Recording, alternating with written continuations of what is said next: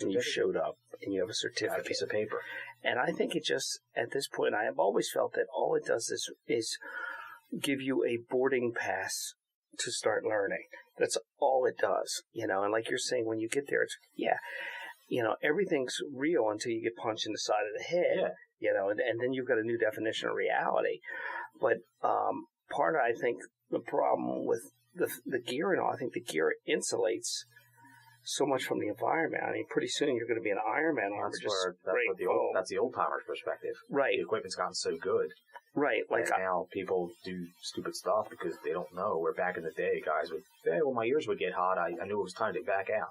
I remember. Now we have hoods, and you don't feel it like you do. I remember guys that wouldn't wear the Nomex hood because they wanted to know when Nomex hoods first came in. Yeah. Into the fire service, it was even when I joined, there was a couple guys like, I won't wear it. I won't wear my hood because I want to be able to feel it. Yep.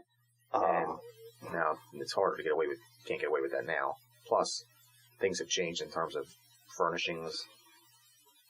Interiors of houses, things burn a lot hotter than it did. So the environment has changed also. Well, is it also true that when we made the progression from the old milkman fires, they used to call them, that happened in the middle of the night and everything, that because the houses are so well insulated that a fire is ripping by the time someone outside knows it, if you don't alarm, you can have a raging fire and there may be no smoke. Right. Because you get until a window pops. Insulation, right. So they're ventilation starved, they're oxygen starved, and then you show up and you give it that oxygen and it takes off. And it didn't even look that bad when you pulled up. So conditions change rapidly. Furnishings have changed, the old natural fibers and things that like in grandma's house are not the same anymore. Fires are burning hotter, faster. So there's a lot of challenges. So it's not the same environment that those guys had either. So equipment's gotten better and the environment's gotten different too. What is your bread and butter as far as calls? I still like to think that the house fire, we're going to show up and be able to. Right. And that's what we train for, You can't train for every single situation, but we going back to the basics, no matter what's on fire, there's a couple things we're going to do all the time. We're going to get a water supply established quickly. We're going to quickly get a lot, apply water to the fire. And most times, if you can get a hose line in service and get water on the fire, as I like to say, all your other problems go away. If you fail at that, everything goes downhill. Yeah. If you can't get the hose line in service quick, everything else goes to crap. And it's a shame because there's so many examples on YouTube. I was just going to say, we always joke, like, we don't want to be those people. Yeah, you don't want to be the guy on YouTube. I don't want. What's taking so long? What's going on? Why is it taking? Why can't that guy get that hose line off the truck? I just wonder sometimes. And I don't watch those videos because I don't like to get involved. But every now and then, I have one person, he knows who he is, who sends them to me constantly. And every now and then I'll be bored and I'll just watch one. And I don't want to be the person second guess because you're not there. Right. But there's a point where it's like, you're just watching 5 minutes. What's going on? Even the lay person can say, why aren't they putting water on the fire? Right. And there are sometimes, like, there was just recently a fire. Somebody sent me a picture and they said this whole house burned down. And I'm like, yeah, but do you see the distinct line where everything else was saved? That's right. Where they were able to do you got to write stuff off. And, yeah. You don't have a time machine. People don't always understand what's going on. No, they don't. They don't understand why you got to break windows. But generally speaking, if you apply water to the seat of the fire in a rapid fashion, it's a good outcome for the victims, the property. What kind of trucks do you have in Fort Washington? And we have a pretty good fleet. So we have 2 firehouses, one on the east side of the township and one on the other side by the high school. So we have 2 rescue pumpers, 2 just regular engines. So it's really 4 engines, a tower ladder, and a rescue truck. And then we have the boats. Okay. A couple of support vehicles. And you've got a residential, like we talked about, your old firehouse was right on a residential street for years. Yeah.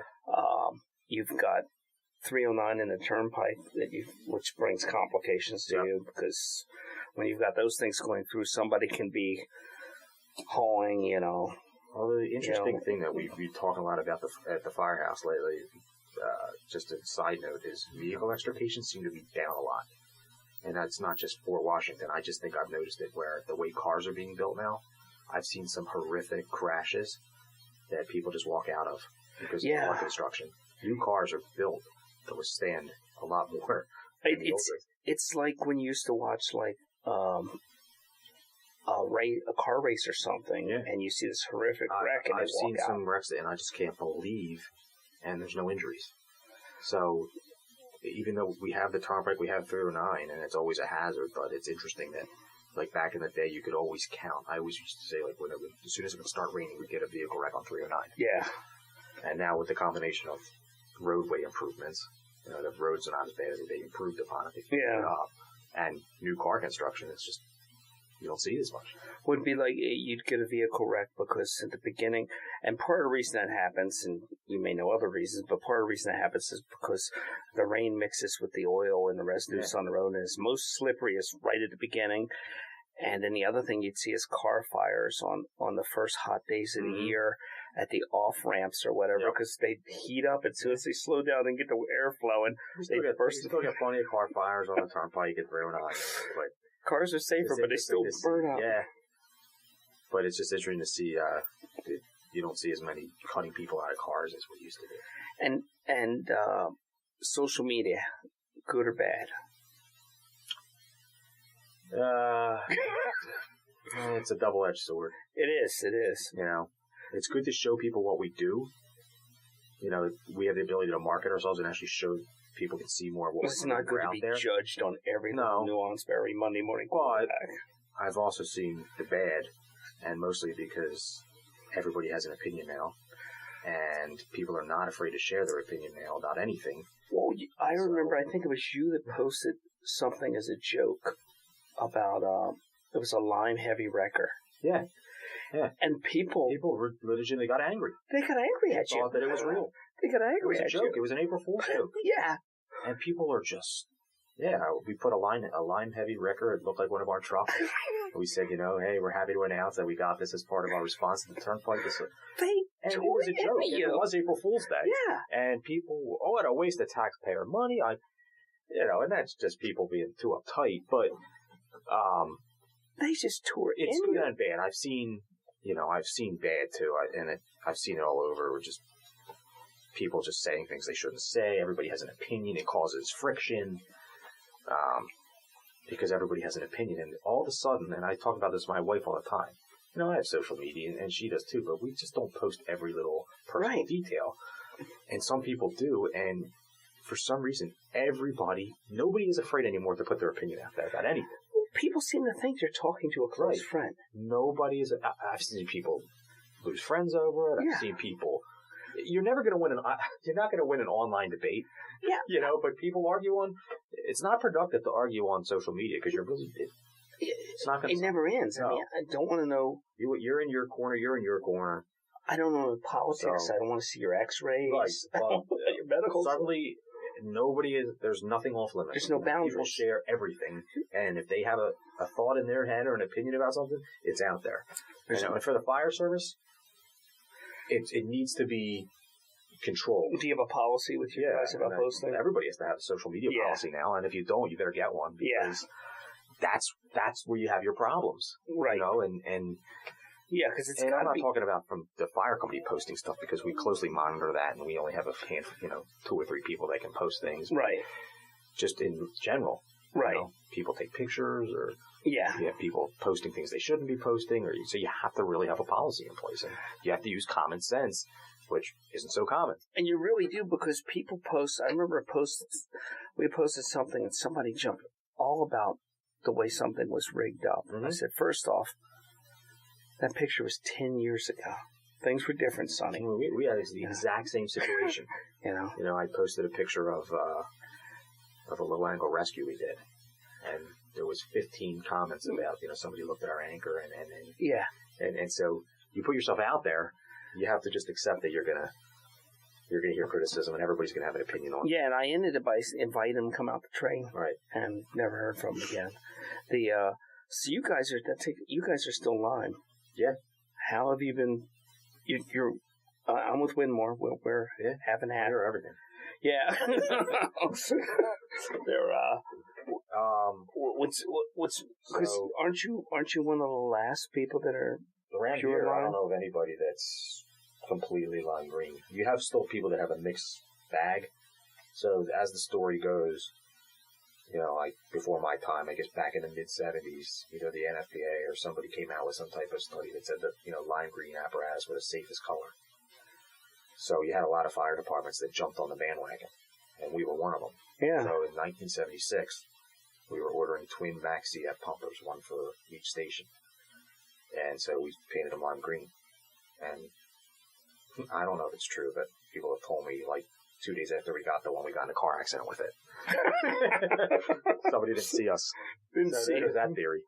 Yeah. And then eventually I think it was pretty much determined that that really wasn't the case. Lime green isn't any safer, and everybody went back to traditional red or whatever they had, but we never did. And then there was a while there where we did have some red trucks that never made it to the paint booth. There was one truck we had that the day it left, I think we had it from 1972 to 99 or 2000. It never got painted. It just missed the paint booth. So we still had that one lone red truck. And our tower ladder, the Mac aerial scope, when that got refurbished, that went from red to green. Okay. So at some point, our whole fleet, except one truck, we had switched. And now we're not turning back, So you're fully committed to lime. I mean, if we were going to switch, and there's always jokes, we should go back to red. Yeah. A, I kind of like it. We're unique. Right. So now we're kind of the unique ones.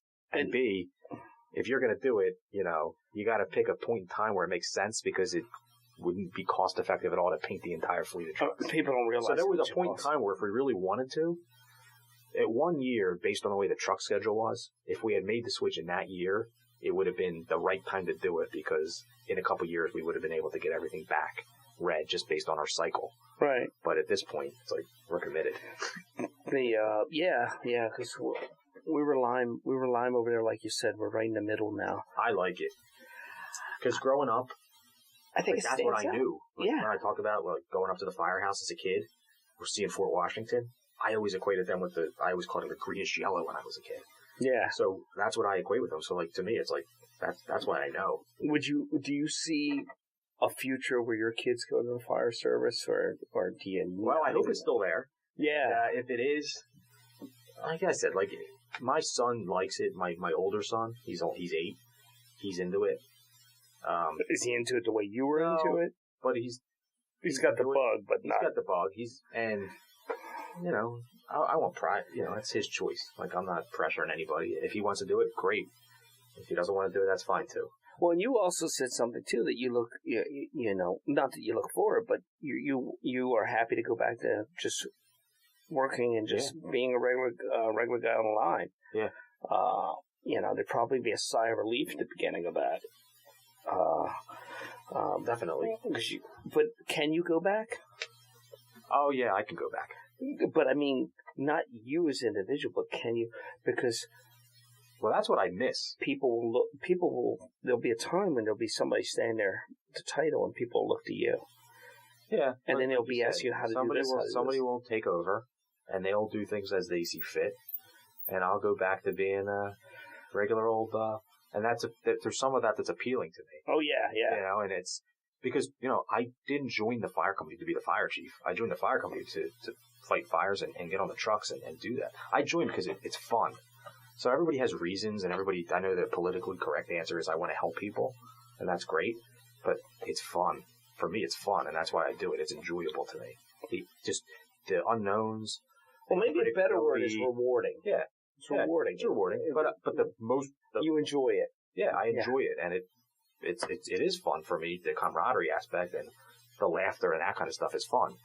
But yeah, I certainly miss that aspect, and there's going to be a time where I want to get back to that. And it's that not having to worry about everything, right. Just being. That's my thing. My nature, I'm a worrier. Yeah, that's just the way I am, and so I think of every little thing and things that the average member probably doesn't even give a second thought to, consume me. Right. So that's just the way I am. So that's appealing to just not have the responsibility. I'll always be involved. I'm not going to be one of these guys that just steps away, because at the core of it, I enjoy doing it, and I've always been involved. Even when I wasn't an officer or wasn't the chief, I would do things, or I would be in charge of a committee, or I would. So I've always been involved, and I've always been among the